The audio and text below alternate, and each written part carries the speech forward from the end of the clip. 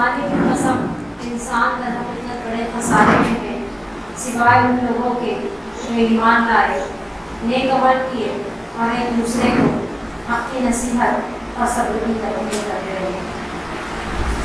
प्यारी बहनों और भाइयों, अस्सलाम वालेकुम रहमतुल्लाहि व बरकातुहू।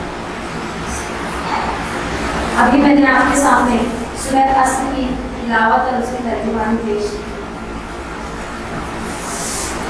ये सूरह दरअसल हमारी पूरी इस्लामी तालीमात पर मबनी है और ये हमें ज़िंदगी के वो 4 उसूल देता है जिसके ऊपर भी हमारी दुनियावी और उखरवी निजात का दारो मदार है।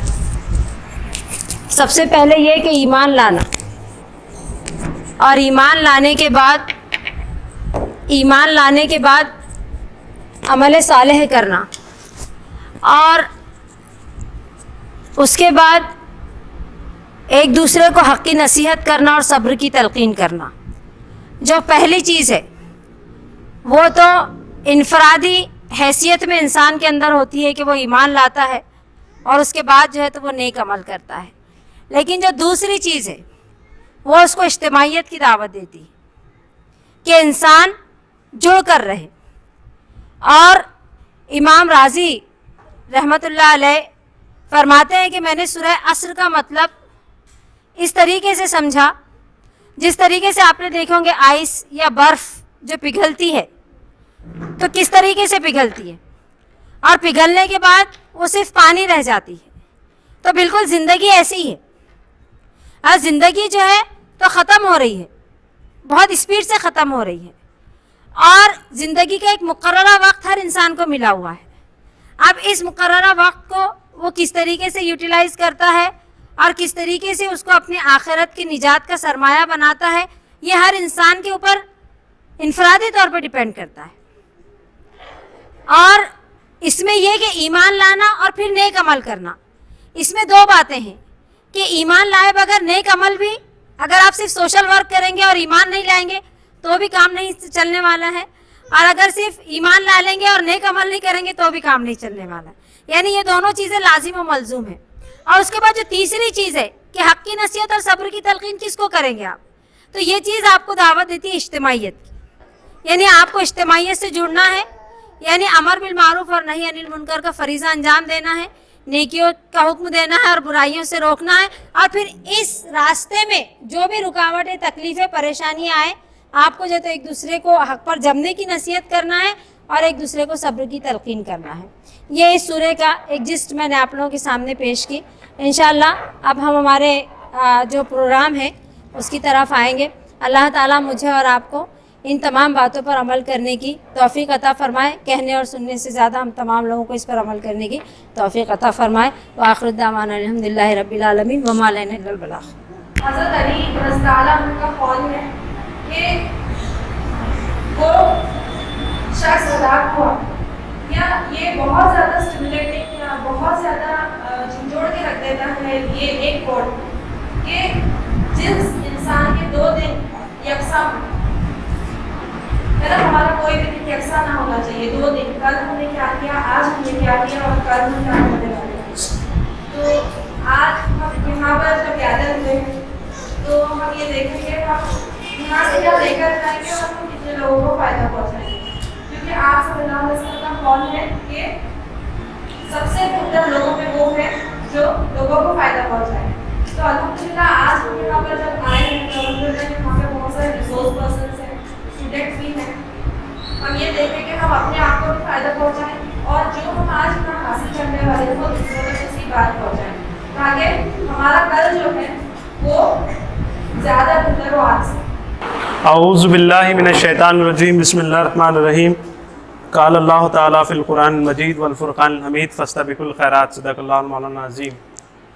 शुरू अल्लाह के नाम से जो नहायत ही मेहरबान और रहम फरमाने वाला है। दुरूद व सलाम हज़रत मोहम्मद मुस्तफ़ा सल्लल्लाहु अलैहि वसल्लम पर, जिनके ज़रिए से इंसानियत को हमें हिदायत का रास्ता मिला।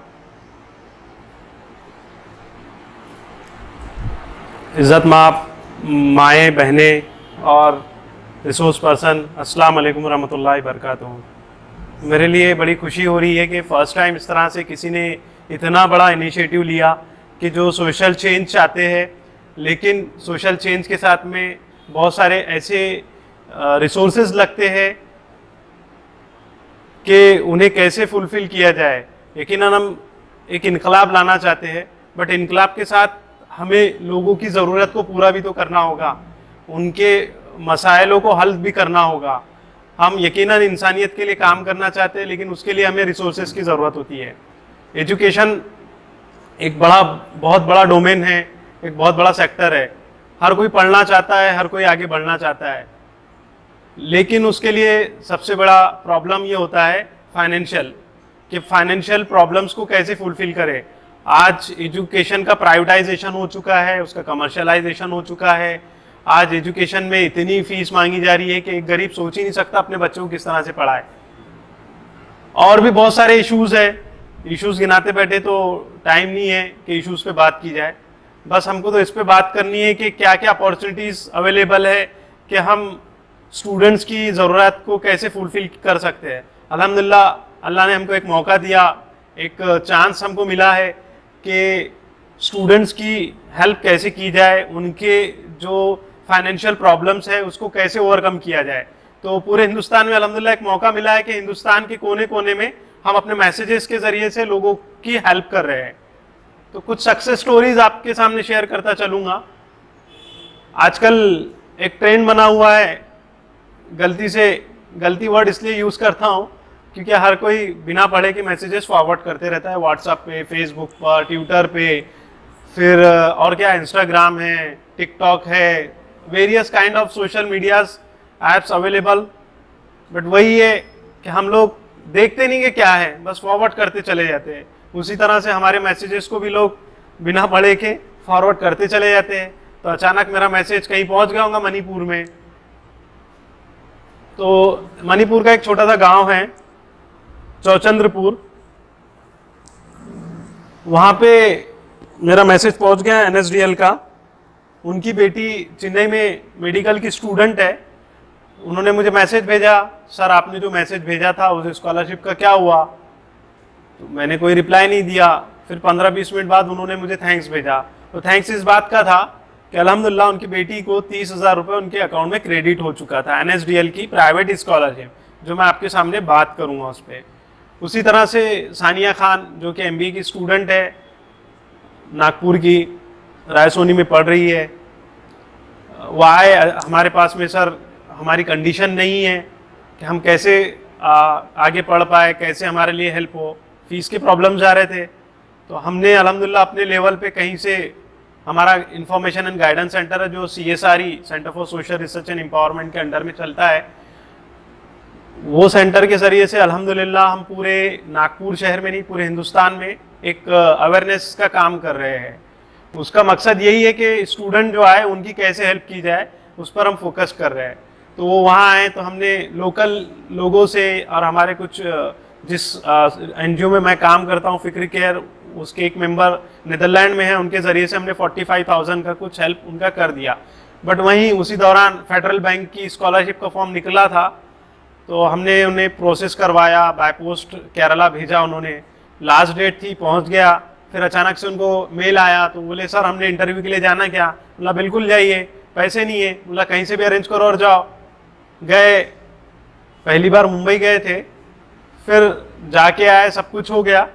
फिर बाद में उनके लिए परेशानी हुई कि जो मिडिल क्लास फैमिली होती है, जो इधर उधर से पैसे लेकर अपना ज़रूरत को पूरा करते हैं, तो बार बार स्टूडेंट से पूछते हैं व्हाट नेक्स्ट, रिजल्ट क्या हुआ, तुम गए थे। जनरली यही पूछा जाता है, आप पास हो गए, अरे आपको नौकरी नहीं लगी, आप वहाँ इंटरव्यू के लिए गए थे, आपको क्या हुआ उसका। तो पिछले 15 दिन पहले ही उसका रिजल्ट आया और तब तक क्यों परेशान होते रही है। सेकंड सेम की भी, थर्ड सेम की भी उन्हें फीस भरनी थी, तो थर्ड सेम की फीस भरने टाइम में मुझसे कहा, बट रिजल्ट नहीं आया था। हम वो सब हेल्प करने के लिए कासिर थे। हम पहले तो रिजल्ट देखते हैं ना, जो स्पॉन्सर है या जो पैसा देना चाहता है स्टूडेंट पे, तो जाहिर बात है वो रिजल्ट देखेगा। बिना रिजल्ट के तो इन्वेस्ट नहीं करेगा, क्योंकि बिना रिजल्ट देखे इन्वेस्ट करना कम्युनिटी का पैसा, वो बिला कोई नतीजा नहीं है ना उसका। तो हमने तो कोई रिस्पॉन्स नहीं दिया उनको, बट बाद में उनका ही मैसेज आया कि जज़ाकल्लाह sir, I received 48,700 rupees in my account. उसी तरह से इकराम है जलगांव के, जो इकरा कैंपस में पढ़ते हैं, उनको 4,000 फेडरल बैंक ने दिया है। और भी कई ऐसी स्टोरीज़ है अल्हम्दुलिल्लाह जो हमारे पास तो नहीं है, बट लोगों को बेनिफिट हुआ है। देखिए, एक छोटा सा मैसेज बहुत सारी चेंजेस लाता है और होता है। हमने कुछ ऐसी ही एक जनरल मैसेज बना के डाल दिया, मुझे एचएम्स ने फ़ोन किए, सर इस तरह से मैसेज आया, मैंने बोला बराबर मैसेज है, वरना आजकल फ्लडिंग हो गया है मैसेजेस की, ये साइकिल योजना, वो बैग योजना, वो लैपटॉप योजना। अरे भाई पढ़िए तो सही कि क्या मैसेजेस आ रहे हैं आपके पास में। हम बस फॉरवर्ड करते जा रहे हैं। किसी को गलत मैसेज फॉरवर्ड करना और मिसगाइड करना भी गुनाह है, बहुत क्लियर बात करते हैं। और एक सही मैसेज दूसरों तक के पहुंचा देना बहुत बड़ा नेकी का काम है। अब हम ये नहीं क्यों करें, सवाल यही आता ना, क्यों हम इस चीज़ के लिए करें। कल मुंबई में था, वो बच्ची मलाड में रहती है, मुझे सब फ़ोन की, स्पेशली अलमास सिद्दीकी नाम है उसका। मेरा मैसेज उसके पास किसी ने भेजा था, तो उसने सीमा खतीब का फॉर्म भरा, तो अल्हम्दुलिल्लाह उसको 10,000 रुपये BAMS के लिए मिले। कल ही उसने मुझे फ़ोन किया, महाराष्ट्र कॉलेज में था मैं। उसके बाद में उसने फ़ोन करके और बताई मुझे, सर फजलानी ट्रस्ट ने भी 30,000 रुपये दिया है। तो मैंने कहा बेटी मुबारक हो आपको। और उसके बाद उसको मैंने कहा कि आप EBC या माइनॉरिटी स्कॉलरशिप ले लेना, तो आपके ये पैसे भी बच जाएंगे। तो ऐसी बहुत सारी स्कीम्स है। कम्युनिटी पढ़ना चाहती है, लोग पढ़ना चाहते हैं, बट पता ही नहीं है ना, और हम मालूम भी नहीं करना चाहते। स्टूडेंट कम्युनिटी का एक सबसे बड़ा प्रॉब्लम क्या है, हमको आयते निवाले चाहिए। जिस तरह से माँ बाप जो है ना रेडीमेड खाना बना के देते हैं, उसी तरह से हम चाहते हैं कि हमको हर चीज़ रेडीमेड आ जाए। एक साहब मुझे कल मैसेज डाले, सर बोले वो सीमा खतीब का फॉर्म भेज दिया हूँ मैंने। मतलब मेरे को क्यों बता रहे हो, उससे मेरा लेना देना क्या है। नहीं हमने भेज दिया। बोले ठीक है भेज दीजिए। मतलब लास्ट डेट तो गई। क्या होता है, हम मैसेज में हर चीज़ मेंशन किए होते हैं। हमारे स्टूडेंट का बड़ा प्रॉब्लम ये होता है कि पढ़ते नहीं है, खाली नंबर दिखा, हाँ सर ये स्कीम के। मैं बोलता हूँ साहब सॉरी मैं नहीं बता सकता हूँ, मेरा वीडियो देख लो या मैसेज पढ़ो। मैसेज पढ़े क्या, वो बोलते नहीं हमने पढ़ा ही नहीं है मैसेज। मतलब क्यों नहीं पढ़े हो, पढ़ो ना, आता नहीं है क्या। जैसे एक जोक के तौर पे बोल रहा हूँ, या लड़के बैठे हुए हैं, हम लिखते हैं स्कॉलरशिप फॉर गर्ल्स, तो लड़के स्पेशली मैसेज, सर लड़कों के लिए नहीं है क्या। अरे भाई क्लियर मेंशन है कि it's for only for girls, then why you are asking. जब लिखा है तो पढ़ो ना। हाँ, सामने वाले के पास इतना टाइम थोड़ी ना है कि आपको वो हर बात बताते रहे, हर चीज़ के बारे में आपको पिंग करते रहे कि नहीं ये ऐसा है वैसा है। आजकल हमने दूसरा इनिशिएट किया अल्हम्दुलिल्लाह, हमने एक चैनल बनाया है, मैं इंशाल्लाह अभी आपके सामने बताऊंगा, स्कॉलर हेल्प्स करके। 700 750 सब्सक्राइबर हो गए। तो उस पर हम सब स्कॉलरशिप्स के छोटे मोटे वीडियोस बना के डाल लेते हैं, ताकि स्टूडेंट जो मुझसे बार बार पूछते हैं तो हम उसको वीडियोस के ज़रिए से बताने की कोशिश करते हैं, ताकि वो जो है हमारा टाइम वेस्ट ना हो। जो लोग पीछे बैठे हैं मैं उनसे गुजारिश करूंगा सामने आ जाए, क्योंकि हो रहा ये है कि पीछे और बीच में कुर्सियाँ खाली लग रही है ना, तो मुझे थोड़ा डिस्टर्ब हो रहा है। लगे कि सामने भी लोग हैं। हमारे फैजान साहब भी आए हैं माशाल्लाह, बहुत बड़े एक्सपर्ट है। सामने आ जाइए आप लोग। इधर भी एक चेयर खाली है। देखिए जब आप काम के लिए निकलते हैं, मेरी आवाज आ रही है पीछे? जब आप काम के लिए निकलते हैं ना, तो अल्लाह ताला इतने रास्ते बना देता है, अनबिलीवेबल काम होते हैं। अल्हम्दुलिल्लाह नागपुर शहर में और नागपुर डिस्ट्रिक्ट में जब हमने काम स्टार्ट किया पिछले 2016 से, तो कुरान की वो आयत है वल्लज़ीना जहादू फीना लादियन्नहुम सुबुलना, है ना, कि जब आप अल्लाह की राह में, देखिए कोई भी काम जो है वो मुजाहिदा ही है। ये हमारी सोच का फ़र्क है कि हम किसको किस पैरामीटर में सेट करते हैं। तो जब आप काम के लिए निकलते हैं ना, तो अल्लाह ताला इतने रास्ते खोल लेता है कि आप सोच नहीं सकते हो। हमें एजुकेशन डिपार्टमेंट से पूरा सपोर्ट है, हमें BJP से पूरा सपोर्ट मिल रहा है, बहुत सारे लोग हमें इतना सपोर्ट कर रहे हैं कि हम बहुत कुछ काम कर रहे हैं। लास्ट ईयर जो नागपुर डिस्ट्रिक्ट में रिन्यूअल के या जो स्कॉलरशिप के प्री मैट्रिक के फॉर्म्स होते थे, मैं ये सब चीज़ें इसलिए आपको सुना रहा हूँ। बोलेंगे क्यों अपनी कामयाबी के गुण गा रहे हैं? मैं कामयाबी के गुण इसलिए गा रहा हूँ क्योंकि आप लोगों को थोड़ा सा मोटिवेशन मिले, थोड़ा सा, कि हो सकता है उसके ज़रिए से आप कुछ बड़ा इनकलाब ला लें। हम इस लेवल के तो नहीं है कि एक बहुत बड़ा इनकलाब की बात करें, बट छोटी छोटी पहली पाए सीढ़ियाँ चढ़ना यकीनन कामयाबी के रास्ते की तरफ आपको लेके जाती है। बस यही है कि आपको अपनी सोच को बनाना है, हमको उस चिड़िया के मानिंद बनना है जो अल्लाह के सामने जवाबदेही से बच जाए, जो सिर्फ चोंच से पानी डाल रही थी हज़रत इब्राहीम अलैहिस्सलाम के ऊपर। तो हमको भी उस जवाबदेही से बचना है, हमारी जितनी इस्तिताअत है उसके हिसाब से हमको काम करना है। तो मैं कहना चाह रहा हूँ, जब आप काम करने के लिए निकलते हो ना, तो अल्लाह ताला आप सारे फरिश्ते, सारी कायनात को आपके साथ लगा देता है। तो अल्हम्दुलिल्लाह हमको एजुकेशन डिपार्टमेंट की तरफ से पूरा सपोर्ट है, हम उनको भी सपोर्ट कर रहे हैं। स्कूलों के लिए हम गाइडेंस प्रोग्राम रखते हैं, उनकी ट्रेनिंग देते हैं। टीचर्स का ट्रेनिंग अभी हमने लेकर आया है पिछले हफ्ते, तो ईओ साहब ने हमको बुलाया था, हमने उनको पूरा वहाँ जितने HMs वगैरह बैठे हुए थे सबको गाइड किया, सबको बताया। फिर उन्होंने सारे स्कूल से हमारे कांटेक्ट करवा दिए। फिर जो काम 30% तक के था वो लास्ट ईयर अल्हम्दुलिल्लाह हमने 80% तक के लाया, और नागपुर शहर प्रॉपर में हमने 1 करोड़ से ज़्यादा का फंड डाइवर्ट करवाया। मैनी ऑफ स्कॉलरशिप्स है, कहीं स्टूडेंट्स है जिनको मिला है। कुछ एक बच्ची है शुमाइला करके, फादर नहीं है, इंजीनियरिंग कर रही है, शी गॉट स्कॉलरशिप। एक फॉर्म हमने भरवाया था जिसका नाम है जमीयतुल उलमा का, फॉर्म भरवा दिए। हमारे मौलाना लोग का एक अलग प्रोसीजर होता है, उनका अपनी थॉट्स है, वो अपने उस हिसाब से चलते हैं, उनको भेज दिए लेकिन रिजल्ट नहीं आया। तो फिर 15 महीने बाद उनको 6,000 रुपये के DD के ज़रिए से उनको स्कॉलरशिप मिली है। बहुत सारे लोग बोलते हैं साहब इसका कोई इम्पैक्ट हो रहा है क्या? मैं बोलता हूँ आपको नहीं हो रहा है, लेकिन हमको तो अल्हम्दुलिल्लाह इस तरह की सक्सेस स्टोरीज मिल रही है जिससे हम इंस्पायर होकर और मेहनत से काम कर रहे हैं। मैं लास्ट टाइम इंदौर गया, इसी तरह से जिस तरह से हमारी बहनों ने मुझे इनवाइट किया वहाँ पे, उसी तरह से एक गाजियाबाजी है जो अमरावती की है, उसी तरह से उन्हीं के किसी रिलेटिव ने मुझे लास्ट वीक खामगांव बुलाया। तो इंदौर गया था, जमात इस्लामी इंदौर ने मुझे इन्वाइट किया था। तो उन्होंने वहाँ एक साहब मुझसे मिलने लगे, बोले साहब मेरे ये काम है आपके पास, मैं इसलिए मिलने आया हूँ कि मेरी बच्ची की नीट की क्लासेस है और उसके लिए मुझे ये स्कॉलरशिप चाहिए। मैंने कहा ठीक है, ये रिसोर्सेस है, इसके ज़रिए से आप अप्लाई कीजिए। वो बोले साहब मैं तो नहीं कर सकता हूँ, मैं तो नहीं हो सकता है।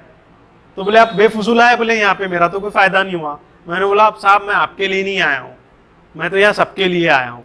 मैं किसी एक पर्टिकुलर इंसान के लिए काम नहीं कर रहा हूँ, जिसके लिए फ़ायदा हो सकता है ना उसके फ़ायदे के लिए हम काम कर रहे हैं। एक दूसरी बात यह है कि जितने भी स्कॉलरशिप के बारे में आप मालूम करोगे या जानोगे, उसके लिए मैं पहले से क्लियर कर देता हूँ, जिस तरह से जान की कोई गारंटी नहीं है ना, इस तरह से वर्ड यूज़ करना पड़ता है आपको सोसाइटी में जब आप काम कर रहे हैं, उसी तरह से किसी भी चीज़ की कोई गारंटी नहीं दे सकता। 100% श्योरिटी आप किसी को मत दीजिए, नहीं तो ये कौम ऐसी है ना, कल आपके कॉलर आके भी पकड़ सकती है। मेरी रिकॉर्डिंग हो रही है, मुझे कोई प्रॉब्लम नहीं है, डालेंगे यूट्यूब पर, बट मैं बहुत ही जिम्मेदारी के साथ कह रहा हूँ कि आप अगर अच्छे भी काम करेंगे तो आपको कॉलर पकड़ेंगे, आपको बोलेंगे नहीं हुआ, सब कुछ आपको फेस करना है और काम करना है। इसलिए करना है कि इंसानियत या इंसान आपको कुछ नहीं दे सकते, बट वो रब आपको ज़रूर देगा जिसने वादा किया है। वो आज नहीं देगा लेकिन कल देगा, और जीते जी भी देता है। मेरे साथ तो हो रहा है। ये जो सामने आपके पास लैपटॉप मेरे को मिला है ना, वो उसी के तुफैल में मुझे मिला है। जस्ट अभी 15 दिन पिछले हफ्ते का गिफ्ट है ये। अल्हम्दुलिल्लाह हमको काम करने के लिए मिलता है। इस तरह से बहुत सारी चीज़ें सोसाइटी आपको गिफ्ट करती है, ये अल्लाह ताला की नेमतें हैं जो आपको मिलती है।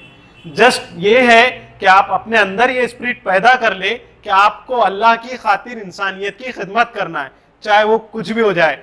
हमारे नबी करीम सल्लल्लाहु अलैहि वसल्लम का वो अस्वाए मुबारक हमें कुर्बान जाइए उनके सोशल वर्क पर। सबसे आइडियल, सबसे रोल मॉडल, मैंने अभी अल्हम्दुलिल्लाह MSW कंप्लीट किया।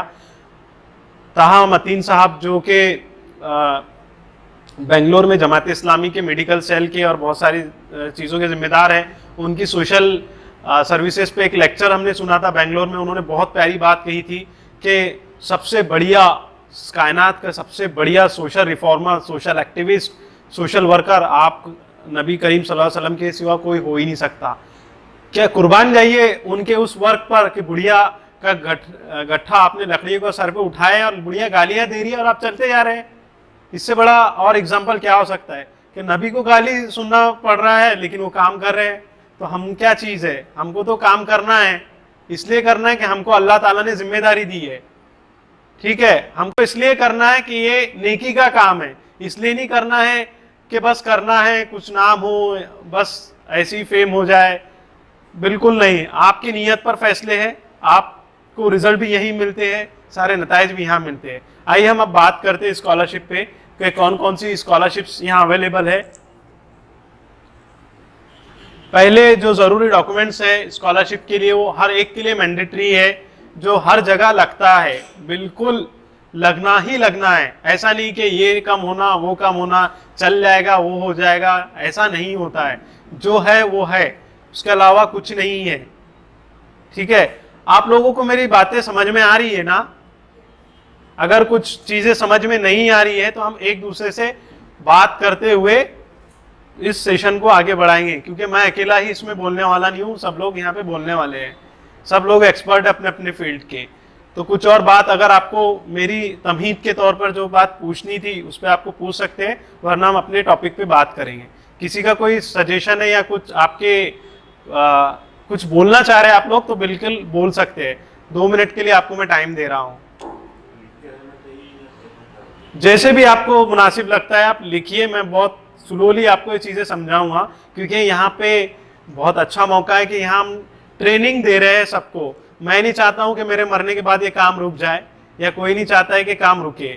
ये नेकी का काम है और ये कि हमको करना है। जो लोग करना चाहते हैं उनके लिए बिल्कुल मैं रेडी हूँ बताने के लिए, लेकिन उसके लिए यही है कि करना है, ऐसा नहीं कि सुन लिए और करना कुछ भी नहीं है। इंशाल्लाह हम आगे इस पर बात करेंगे कि इसका लाहे अमल कैसे हो, किस तरह से काम करे, क्या चीज़ें होती है। हमारी बहनों ने एक सेशन रखा है practical, how to work on it, तो उस पर हम बात करेंगे। कुछ आपको जो मैंने शुरुआत में बात की सोशल वर्क से रिलेटेड कुछ पूछना है, कुछ बोलना है तो आप बात कर सकते हैं। तब तक कि मैं पानी पी लेता हूँ।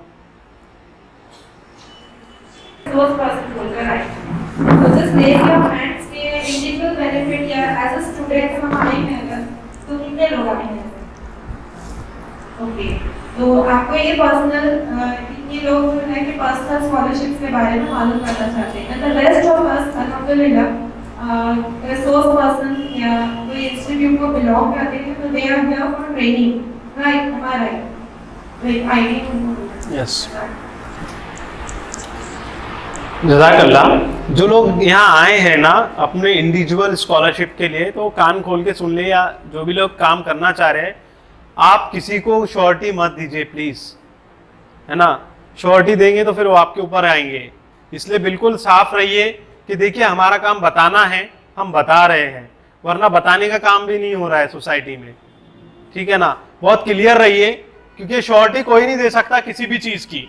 मैं बार बार बोल रहा हूँ क्योंकि ये बहुत बड़ा मुद्दा है जिसमें बात नहीं होती है, और ये बहुत क्लियर होना चाहिए वाज़े तौर पर कि क्या और क्यों, साहब मिलेगी क्या, हो सकती क्या।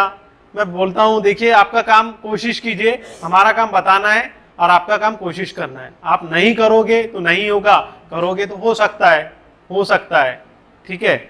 तो आइए हम बात करते हैं डॉक्यूमेंट्स पे।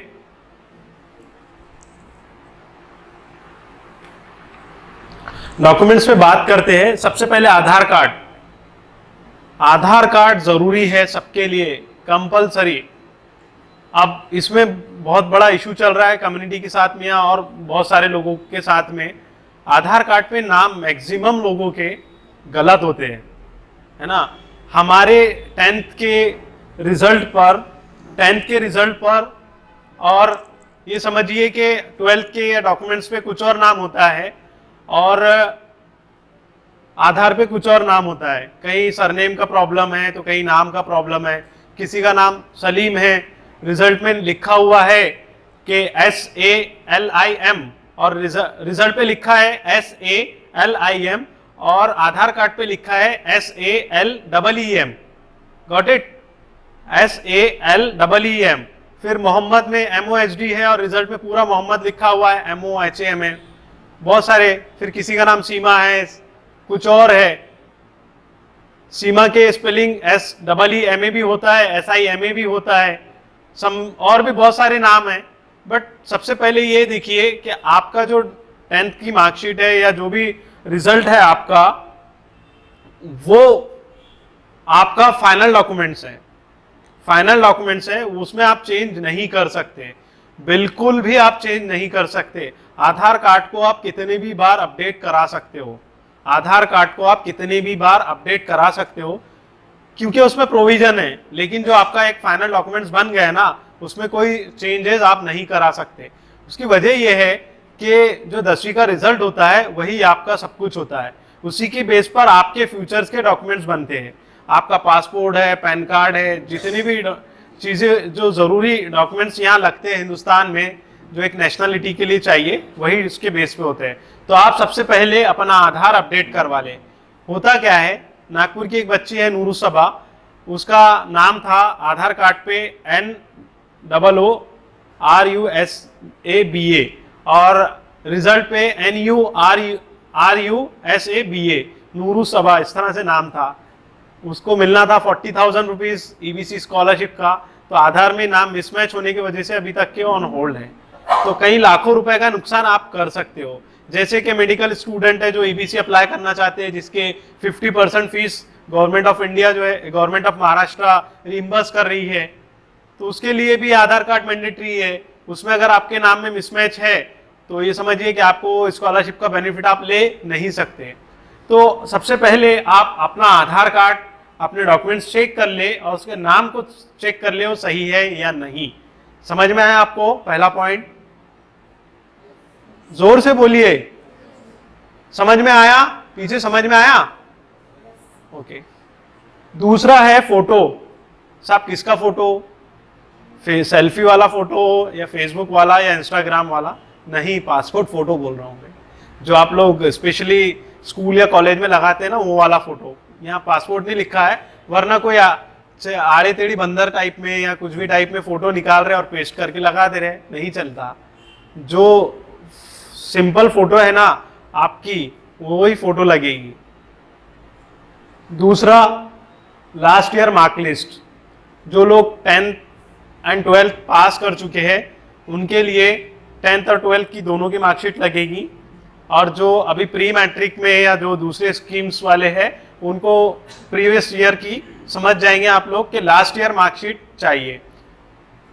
उसके बाद में है रेसिडेंशियल प्रूफ। रेसिडेंशियल प्रूफ में आप आधार कार्ड भी यूज़ कर सकते हैं, दूसरा राशन कार्ड भी यूज़ कर सकते हैं, तीसरा इलेक्ट्रिक बिल भी यूज़ कर सकते हैं, टेलीफोन बिल भी यूज़ कर सकते हैं, और जो भी उससे रिलेटेड डॉक्यूमेंट्स है वो आप रेसिडेंशियल प्रूफ के तौर पे यूज़ कर सकते हैं। जी पूछिए। एक माइक दे दीजिए अगर होगा तो, आप आगे आगे पूछ सकते हैं। ये है ना माइक, ये ले लीजिए, ये वाला।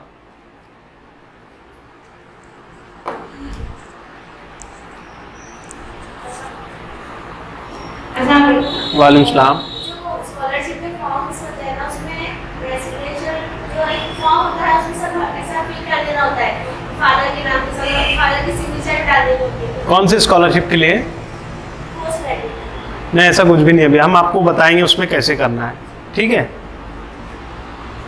तो रेसिडेंशियल प्रूफ समझ में आ गया आप लोग को? ठीक है। उसके बाद है इनकम सर्टिफिकेट।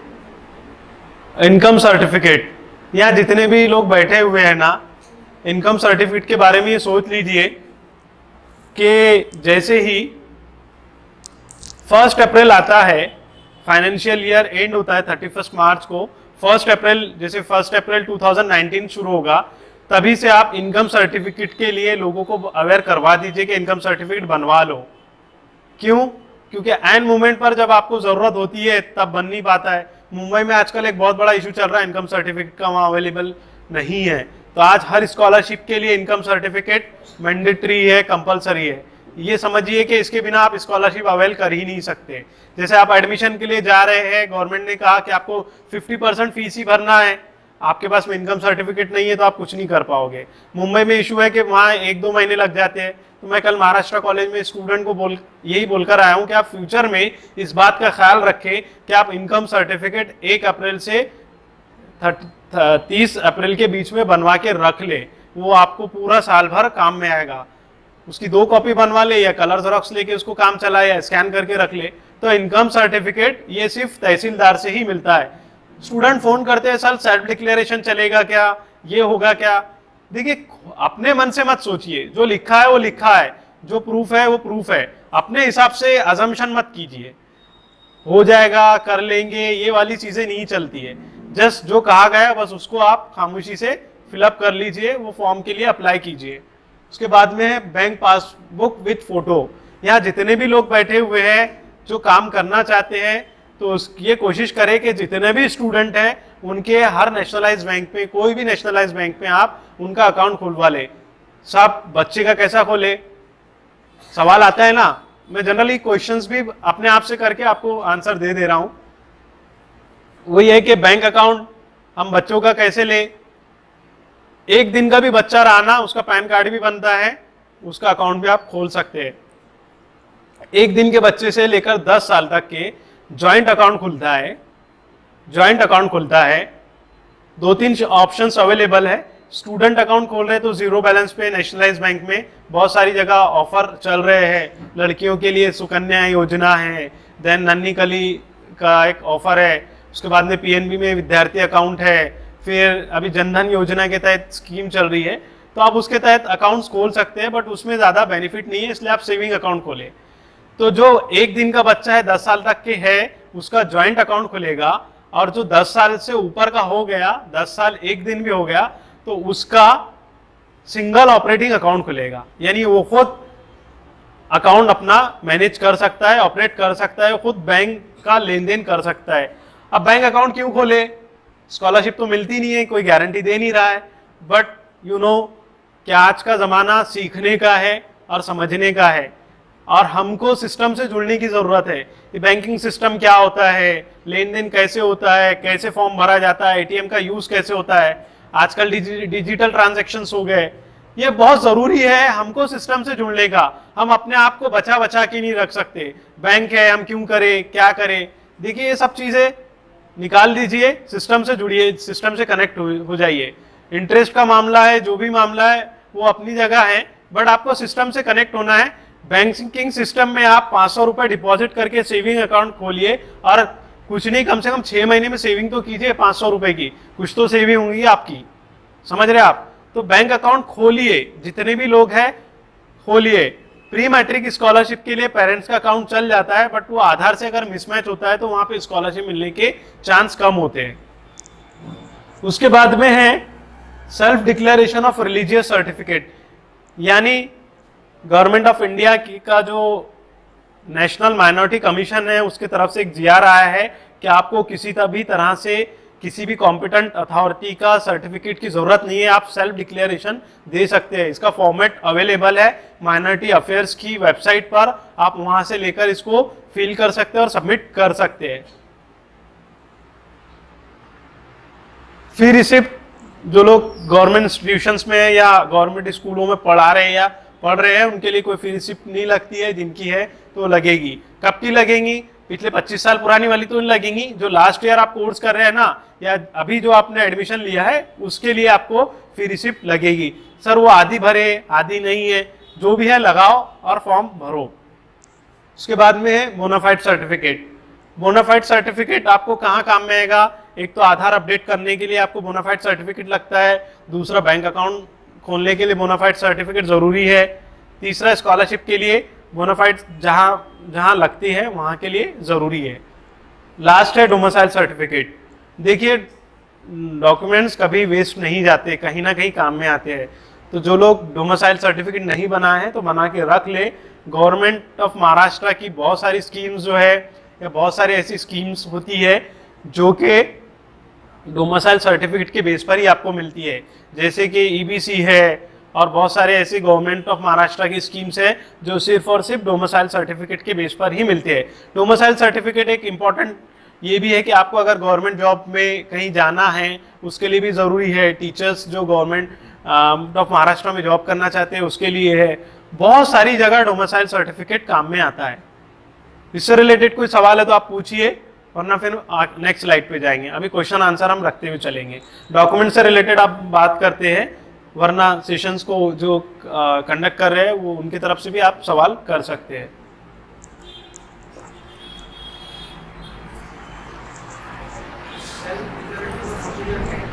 आपको सिर्फ हाथ से लिख कर देना है, उसका फॉर्मेट अवेलेबल है, आपको बता देंगे। आप माइनॉरिटी अफेयर्स की वेबसाइट पर पेन से लिखना है और साइन करके दे देना है, स्कैन करके अपलोड करना है, जो भी स्कॉलरशिप में बताऊंगा आपको।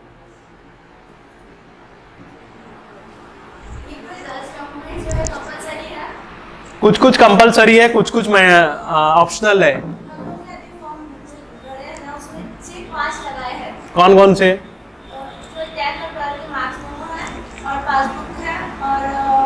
कौन सी स्कॉलरशिप के लिए? हाँ ठीक है। आप कौन सी क्लास में हो? हाँ ठीक है। You know very well? नहीं, गैप सर्टिफिकेट आपको लगाना पड़ता है।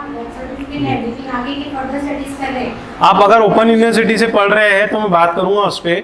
ओपन यूनिवर्सिटी के अगर कॉलेजेस रजिस्टर्ड नहीं है तो उसके लिए दिक्कत जा सकती है फॉर्म भरने के लिए। बट आपने अगर कहीं से एडमिशन ले लिया है, जैसे आपने 10th प्राइवेट किया हो या 12th भी प्राइवेट किया है, तो आप चल जाएगा, क्योंकि उसमें स्टेट बोर्ड का लिखना पड़ता है, ना कि आपको कॉलेज या स्कूल का नाम लिखना पड़ता है। कोई सवाल? समझ में आ रहा होगा? समझ में आ रहा है? इतना सब कुछ बताने के बाद में भी हमारे लोग सवाल करते ही है, सर ऐसा क्यों नहीं, ऐसा चलता क्या?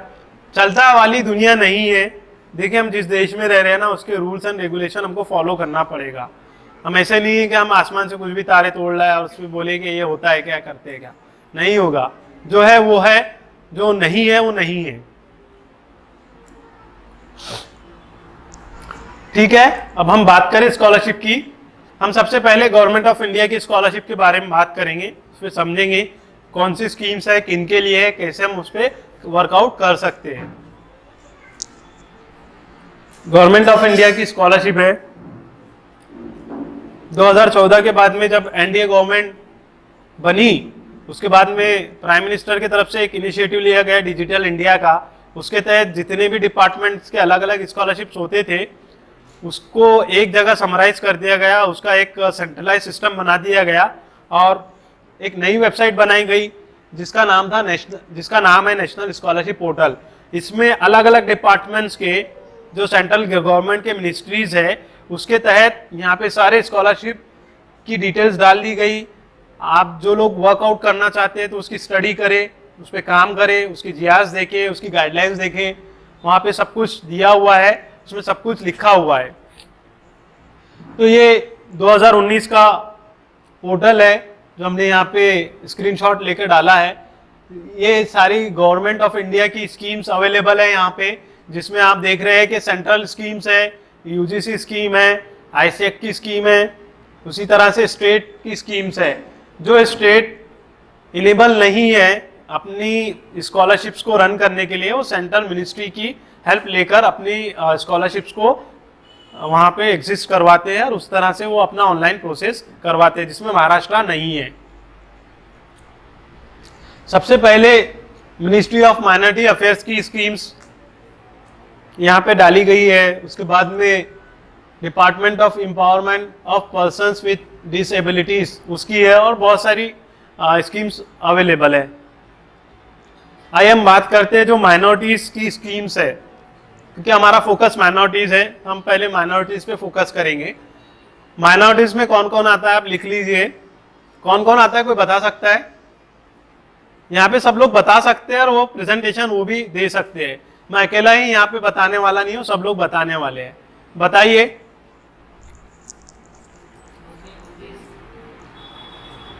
आके बता दीजिए। इंडिया में कौन कौन माइनॉरिटीज है जिनको स्कॉलरशिप मिलती है? ऐसा बोलो। जितना मुझे मालूम है, मुस्लिम, जैन, सिख और ये पारसी, ये 4-5 ग्रुप। 6 क्रिश्चियन। ठीक है, जज़ाकल्लाह। तो 6 जैसी सच्चर कमेटी की रिपोर्ट आई, उसके बाद में यूपीए गवर्नमेंट ने एक इनिशिएट लिया। अल्हम्दुलिल्लाह ये भी मौका हमको मिला था कि 2007 में जैसी इसका जीआर आया था, उसके लिए हम ही लोग अवेलेबल थे। वो एसआईओ की ही टीम थी जिसने पूरे महाराष्ट्र में इनिशिएट किया, पूरे हिंदुस्तान में इनिशिएट किया और कई लाखों की स्कीम्स के बारे में अवेयरनेस करवाया 2007 में जब स्टार्ट हुआ था। और अल्हम्दुलिल्लाह हमको तो यूनिट का बेस्ट एक्टिविटीज अवार्ड भी मिल चुका है स्कॉलरशिप को लेकर। तो ये एक्टिविटीज 2006 के बाद में मिनिस्ट्री ऑफ माइनॉरिटी अफेयर्स ने 5 पॉइंट्स ऑफ प्राइम मिनिस्टर्स जो माइनॉरिटी के डेवलपमेंट के लिए बनाया गया है, उसका एक पार्ट है जो एजुकेशनल एम्पावरमेंट के लिए ये स्कीम्स दी जाती है।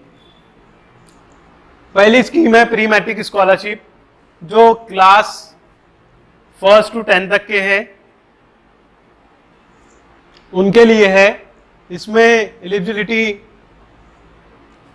फैजान भाई हम आपको भी शामिल करना चाह रहे हैं, नासिर भाई को भी, आप आके भी एक्सप्लेन कर सकते हो, मैं भी आपके साथ करूंगा। थोड़ा सा आप लोग हेल्प कर सकते हैं मेरे साथ में, जो हेल्प करना चाह रहा है। तो 50% इसमें लास्ट ईयर मार्क्स होना चाहिए। बहुत सारे लोग फोन करते हैं, सर हमारा फॉर्म भरा नहीं जा रहा, फॉर्म भरा नहीं जा रहा है। पूछते हैं कितना परसेंटेज है, सर 48 है, 49 है, 30 है। भाई क्यों भर रहे हो, क्यों टाइम वेस्ट कर रहे हो? जो गवर्नमेंट ने कहा है उसको फॉलो कीजिए। 50% आपको जरूरी है।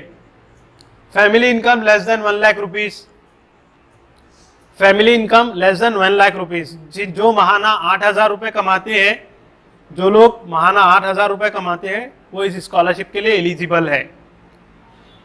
कोई भी स्कूल में पढ़ रहा हो बच्चा, सेंट्रल गवर्नमेंट सीबीएसई हो, स्टेट गवर्नमेंट से एफिलिएशन हो, किसी भी स्कूल में पढ़ रहा हो, वो जिसकी इनकम जो इस क्राइटेरिया में फिट हो रहा है वो इस स्कॉलरशिप के लिए एलिजिबल है। अब स्कॉलरशिप की अमाउंट कितनी मिलती है? गवर्नमेंट स्कूल में पढ़ने वाले बच्चों को 1,000 रुपये मिलती है 1st to 10 तक के। वो डिपेंड करता है कि आप मिसलेनियस में कितनी फीस डाल रहे हो या उसकी फीस कितनी है, क्योंकि गवर्नमेंट इदारों में या एडेड स्कूलों में कोई फीस नहीं होती है, इसलिए वहाँ 0 डालते हैं और मिसलेनियस में 1,000 रुपीज़ डाल लेते हैं।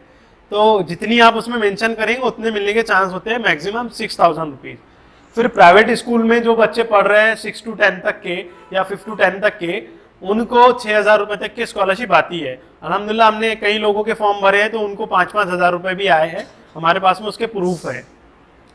तो ये प्री मैट्रिक स्कॉलरशिप है, इसकी लास्ट डेट 30 सितंबर है। इससे रिलेटेड कोई क्वेरीज है तो आप पूछ सकते हैं।